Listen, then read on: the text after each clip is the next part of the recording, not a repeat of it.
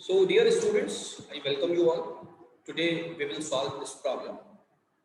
2015 and 16 वाला जो paper है 11th और डिप्लोमा इंजीनियरिंग एंट्रेंस का एएमयू का, उसका एक क्वेश्चन है। ये क्वेश्चन चैप्टर सर्किल का है। मैं क्वेश्चन पढ़ रहा हूँ। इन अ फिगर इसकी दी हुई है जो मैंने यहाँ बना के रखी है, तो पेपर में भी फिगर प्रिंटेड आई है। Angle P Q R is equal to 100 degree. एक एंगल बना हुआ है यहाँ पर, अभी हम फिगर के ऊपर भी बात करेंगे। 100 डिग्री ये गिवन है। Where P Q and R points on the circle with centre O. एक सर्किल है जिसका सेंटर ओ है और उस सर्किल के ऊपर 3 पॉइंट्स हैं पी क्यू आर। तो P Q and R, these are the 3 points on the circle. ये 3 पॉइंट्स कहाँ पर है, मैं लाल कलर से आपको बता देता हूँ। यहाँ पर है, यहाँ पर है और यहाँ पर है। And this is the centre O. Okay, simple बात। द एंगल OPR, कौन सा एंगल हमसे पूछा है? हमसे ये वाला एंगल पूछा है। ये एंगल हमको बताना है। आंसर दिए हुए 30 degree, 45 degree, 10 degree and 60 degree. Question is very easy. अभी हम फिगर को पढ़ा कर इस पे देखते हैं कि किस तरीके से ये हल होगा। Now this is the figure. The first observation of the figure is that कि जो P, Q और R हैं ये सेमी सर्किल के वन साइड में है बेसिकली। क्योंकि ये फिगर बनी हुई आई है तो हम इसके अंदर तो कुछ चेंज करेंगे नहीं। तो अगर आप देखें कि अगर मैं सर्किल को ऐसे बांट दूं, डायमीटर खींच दूं सर्किल पर, तो डायमीटर के एक ही तरफ आ जाएंगे ये तीनों point. This is the first observation. Question किसके ऊपर बेस्ड रही है?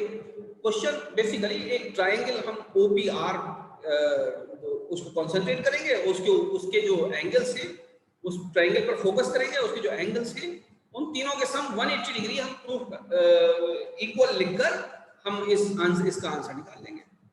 लेकिन इसमें बेसिकली एक थ्योरम लगेगी सर्किल की, सेंट्रल एंगल वाली। इस सेंट्रल एंगल दुगना होता है सेम आर्क पर अगर सर्किल पर कहीं और हम एंगल बनाए उसके मुकाबले में। तो कौन सा देखेंगे हम?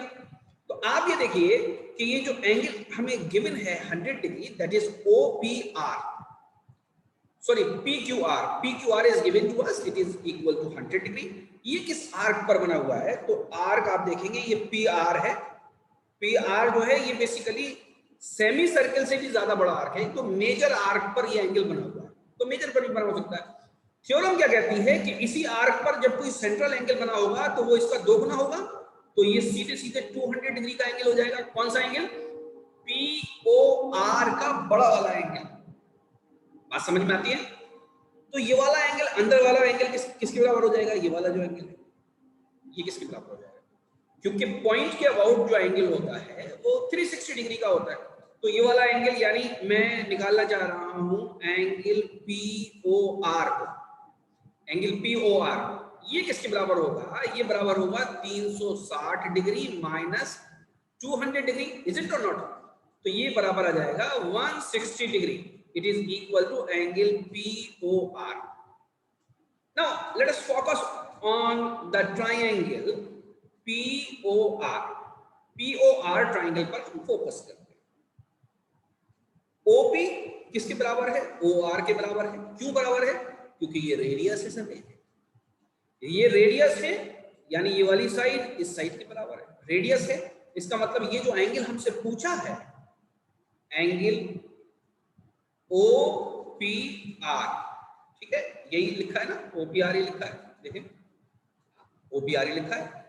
एंगल OPR किसके बराबर हो जाएगा? एंगल ORP के बराबर हो जाएगा। पहली कंडीशन आ गई हमारी, ये दोनों एंगल बराबर हो जाएंगे। क्यों बराबर हो जाएंगे? क्योंकि ये यहां पर आपने प्रूफ कर दिया that triangle POR is an isosceles triangle. ठीक है, आइसोसेलेस ट्रायंगल की दो साइड्स, अगर किसी भी ट्रायंगल के अंदर सिर्फ दो साइड बराबर हो जाए तो वो ट्रायंगल आइसोसेलेस ट्रायंगल हो जाता है, या फिर दो एंगल्स बराबर हो जाए। ओके, तो एक एंगल तो हमको पता है 160 डिग्री का है, दो एंगल हमें पता नहीं है। लेकिन हमें एक बात ये पता है कि किसी भी ट्रायंगल का, कोई सा भी ट्रायंगल हो, अगर उसके तीनों एंगल्स का सम हम ले लें तो 180 डिग्री के बराबर होता है। तो late us focus on triangle POR जिसकी हम बात कर रहे हैं, उसी पे लिखेंगे हम। तो इसमें अगर तीनों एंगल्स को जोड़ दें यानी OPR plus angle ORP plus angle POR जिसको हम यहां पर कैलकुलेट कर चुके हैं ऊपर, अगर इन तीनों को जोड़ दें तो ये किसके बराबर हो जाएगा भाई? ये 180 डिग्री के बराबर हो जाएगा, क्योंकि किसी भी ट्रायंगल के तीनों एंगल का सम 180 डिग्री के बराबर होता है। तो हम वैल्यूज पुट कर देते हैं OPR की जगह। OPR और ORP क्योंकि बराबर हैं, with the help of this equation 1 we can easily see, तो I can write twice of angle OPR। जो मुझसे पूछा है उसका मैंने दुगना लिख दिया, यहां पर लिख सकता हूं, और ORP को नहीं लिखा मैंने, plus angle POR। Angle POR मुझे गिवन है, कितना गिवन है या मैंने कैलकुलेट किया है basically, it is equal to 160 degree. ठीक है, जब इनको जोड़ूंगा तो मुझको मिलेगा 180 डिग्री। समझ में बात आ गई? ओके, तो ट्वाइस ऑफ एंगल OPR किसके बराबर हो जाएगा? 180 डिग्री में से 160 डिग्री घटा दिया तो मिला मुझे 20 डिग्री। तो एंगल OPR किसके बराबर हो जाएगा? 20 degree divided by 2 is equal to 10 degree. It is very simple. Okay, तो ये आंसर मुझे दे रखा है, अगर आप ध्यान से देखेंगे, that then the answer is given to us, this is C. Okay, question को एक बार दोबारा देख लीजिए, सॉल्यूशन को दोबारा देख लीजिए, स्क्रीनशॉट ले लीजिए, समझ में ना आए तो आप इसको पलट कर इसको रिवाइंड करके दोबारा देख लीजिएगा। Okay, now let us move on the other question. दूसरे क्वेश्चन को हम देखेंगे ना, ये भी बड़ा प्यारा क्वेश्चन है, आया है और इसकी भी फिगर बनी हुई है। तो जिसकी फिगर बनी हुई है तो वो मैंने बना के रखी है। 2017-18 का ANU 11th diploma engineering combined entrance test का ये क्वेश्चन है, सर्किल का क्वेश्चन है। सर्किल में भी टेंजेंट का क्वेश्चन है। Okay, now you see what is the question. In the adjoining figure AD, AE and BC are tangents, यानी एक तो ये वाला, ये AD, AE और BC, ये जो है बेसिकली टेंजेंट्स है, और ये तीन अलग अलग जगह पर टच कर रहे हैं सर्किल को। AD और AE दो ऐसे टेंजेंट हैं जो कॉमन पॉइंट से आए हैं A से। ये बात कही नहीं है क्योंकि फिगर में बना के दे रखा है, तो इसलिए ये हम कह सकते हैं। ठीक है, इस बात का भी क्या है मैं बात करेंगे। To the circle at D, E and F, तो ये टेंजेंट सर्किल पर कहां टच कर रहे हैं वो पॉइंट्स बता दिए। D यहां पर है और E यहां पर है और F यहां पर है, तो तीनों टचिंग पॉइंट्स हमें बता दिए। Okay, respectively done. अब देखिए ऑप्शन क्या दे रखे हैं। ऑप्शन में साइड्स के सम दे रखे हैं, या कहिए लेंथ्स के सम दे रखे हैं। ये जो डिफरेंट लाइंस बनी इनके बीच में कुछ टुकड़े करके या किसी भी तरीके से हमें सम दे रखे।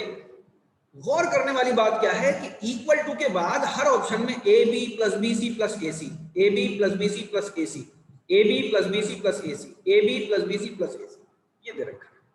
खास बात है। और यहां क्या दे रखा है? यहाँ 4AD दे रखा है, 3AD दे रखा है, 2AD दे रखा है और AD दे रखा है। लेफ्ट हैंड साइड में AD दे रखा है, सिर्फ AD। AD कौन सा? AD बेसिकली ये एक टेंजेंट, यानी लेफ्ट हैंड साइड पे एक टेंजेंट दे रखा है, कभी तो उसमें 1 मल्टीप्लाई किया है, कभी 2 किया है, कभी 3 किया, कभी 4 किया। और राइट हैंड साइड में एक ही वैल्यू दे रखी है। क्या दे रखी है? देखिए AB यहां से यहां तक प्लस BC यहां से यहां तक प्लस AC यहां से यहां तक। तो BC जो टेंजेंट हमने बना रखा था, B और C वो पॉइंट्स हैं जहां पर ये टेंजेंट AD और AE को काट रहा है, तो उतनी वैल्यू इसकी लगा रखी। ओके, बात समझ में आती है आपकी? अब हम इस सवाल को सॉल्व करेंगे। सॉल्व करने से पहले हम कुछ बेसिक्स एक बार क्लियर कर लेते हैं कि बेसिक होती क्या है।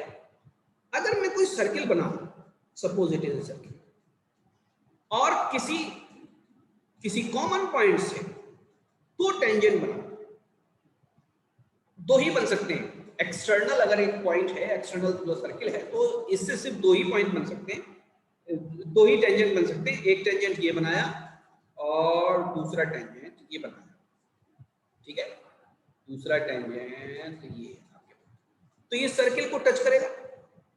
सर्किल का सेंटर हम O मान लेते हैं, ये जो पॉइंट है सपोज ये A मान लेते हैं, ये टच जहां पे किया इसको B मान लेते हैं, और यहाँ पे जो टच किया इसको C मान लेते हैं।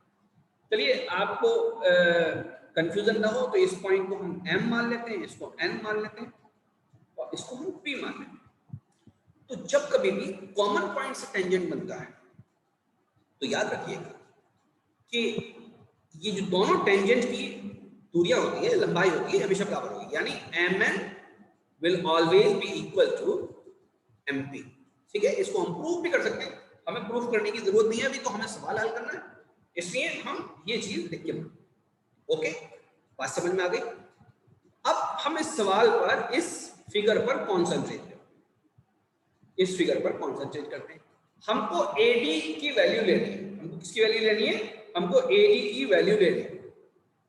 सबसे पहले हम यहां पर देखें कि कौन से पॉइंट कॉमन, कौन से टेंजेंट कॉमन पॉइंट से आए हैं। तो देखिए ये एक AD इस डायरेक्शन में चला, एक ये इस डायरेक्शन में चला, और ये एक इस डायरेक्शन में चला, ये कॉमन पॉइंट्स है।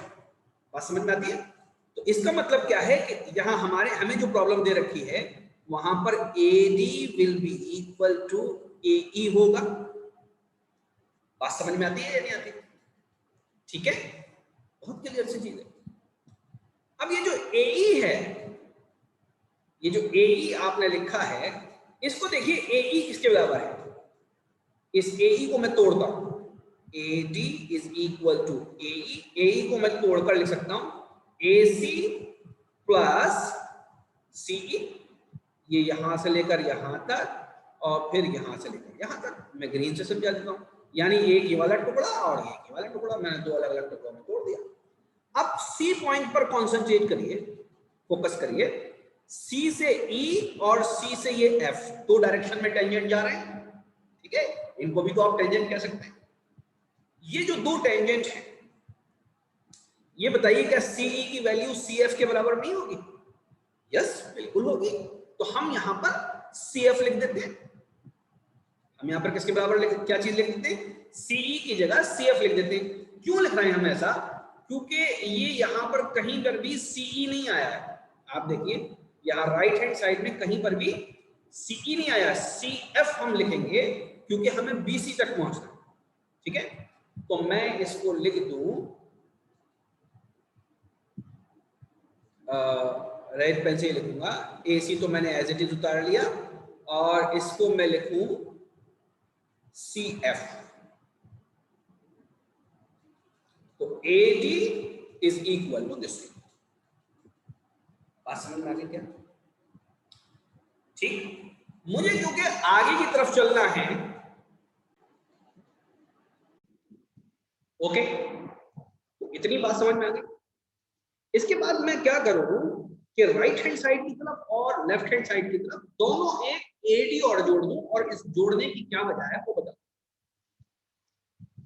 देखिए अगर हम देखें AD किसके बराबर अब तक आया है? AC plus CF। तो यहां पर ये D पॉइंट को देखिए आप, जो D ऑप्शन है, यहां पर जब हम AD लिखते हैं तो यहां पर तीन ऑप्शन दिए हुए AB BC AC, और ये हमेशा सेम है AB BC AC right hand side की तरफ। तो ये AC तो आ गया, CF आ गया, सॉरी, यहां BC मौजूद नहीं है, ये हमें लाना है क्योंकि चारों ऑप्शन के अंदर है। तो इसका मतलब हमें क्वांटिटी को बढ़ाना पड़ेगा, हमें इसके अंदर कुछ जोड़ना पड़ेगा, तब जाके ये राइट हैंड साइड की क्वांटिटी बढ़ेगी। तो मैं क्या करूं, मैं इधर भी एक AD जोड़ दूं और इधर भी एक AD जोड़ दूं, ये मैं जोड़ सकता हूं। ओके, आगे बढ़ते हैं। दोनों तरफ मैंने AD और AD जोड़ दिया, तो राइट हैंड की साइड मुझे क्या मिल जाएगा? मुझे मिल जाएगा twice of AD। AC as it is लिखा रहने देता हूं, प्लस CF भी मैं एज इट इज लिखा रहने देता हूं, प्लस अब ये जो AD यहां से यहां तक जोड़ा था, मैं इसको AD में ना लेने दूं, मैं इसको तोड़ दूं, इसको मैं लिख सकता हूं AB प्लस BD, ऐसे में लिख सकता हूं। रीअरेंज कर लेते हैं चीजों को। मैं सबसे पहले लिखता हूं AB, फिर लिखता हूं मैं AC, फिर लिखता हूं मैं CF, फिर मैं लिखता हूं BD। ओके, तो अब आप देखेंगे ऑप्शन में से AB और AC आ चुका है, AB आ चुका है और AC आ चुका है, क्योंकि सारे ही ऑप्शन में ये है। क्या मैं BC लाने में कामयाब होता हूं? ठीक है, देखते हैं। देखिए BD कौन सा वाला डिस्टेंस है? अगर आप BD को देखेंगे तो BD ये वाला डिस्टेंस है, समझ में आ रहा है? ये डिस्टेंस एग्जैक्टली ये FB के बराबर होगा या नहीं? तो आंसर है होगा। तो मैं इस BD की जगह FB लिख दूंगा। तो नेक्स्ट लाइन में मैं लिखूंगा AB plus AC plus CF को एज इट इज लिखा रहने देते, इसकी जगह मैं लिख देता हूं FB। अब देखिए CF और FB, CF ये और FB ये दोनों कितने हो जाएंगे? ये BC हो जाएंगे। तो हो जाएगा AB plus BC plus AC, AB plus BC plus AC। देखिए यही ऑप्शन आ रहा है, और ये कौन से के बराबर है? 280। तो ये C is the correct answer, इसको हम नोट करेंगे, इट इज करेक्ट आंसर। दूसरे क्वेश्चन की तरफ चलते हैं। Now let us talk about this question. 2014-15 का क्वेश्चन है, AMU 11th entrance और डिप्लोमा entrance कंबाइंड एंट्रेंस। ये जो क्वेश्चन है ये सर्किल का है, इसकी फिगर बनी हुई नहीं आई थी, तो नहीं है, क्वेश्चन पेपर के खुद बनानी है। क्वेश्चन बहुत इजी है, ऐसा एक सवाल में कराता हूं। क्वेश्चन पढ़ रहा हूं मैं। The length of a tangent from a point A at distance 5 centimeter। ये फ्रॉम है, from the centre of the circle is 4 centimetre. Circle से उसका जो डिस्टेंस है वो कितना है? सेंटर से जो डिस्टेंस है वो कितना है? ओके, इसका मतलब क्या है कि length, the length of a tangent from a point A at a distance 5 centimetre from the centre. तो टेंजेंट पर कोई एक पॉइंट है, पॉइंट ए, उसका डिस्टेंस सेंटर से 5 सेंटीमीटर है और उस टेंजेंट की लेंथ है 4 सेंटीमीटर। ये थोड़ा सा लैंग्वेज इस तरीके की लिखी हुई, इसको आपको समझना पड़ेगा। फिगर बनाता हूं, फिर आसानी से समझ में आ जाएगा। तो सबसे पहले तो एक सर्कल ड्रॉ कर लेते हैं। ओके, सर्कल ड्रॉ हो गया, उसका सेंटर भी बना लिया। अब यहां पर हम एक टेंजेंट भी बना लेते हैं। Suppose this is the tangent. यहां पे कोई पॉइंट है, सपोज वो पॉइंट है ये ए। इस टेंजेंट की लेंथ कितनी है? यहां से और ए से, यहां से लेकर यहां तक इसकी है 4 सेंटीमीटर, और इसका डिस्टेंस सेंटर से कितना है? ये 5 सेंटीमीटर। पूछ कर रहे हैं the radius of the circle. तो क्या चीज पूछी है हमसे? रेडियस पूछी है। तो रेडियस कहीं भी बन सकता है, तो हम यहां बना देते हैं।